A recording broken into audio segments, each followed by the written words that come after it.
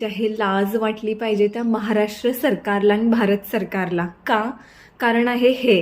काळ राती आली तरी पडलंस पान, डोळ्यामंदी पाणी तरी गळ्यामंदी गाणं. तर ही जी लोकांची अवस्था आहे, हिंदू समाजातील लोकांची, काय करतात त्यांनी स्वतःचा हक्क मागतायत कोणाकडे? सरकारकडे.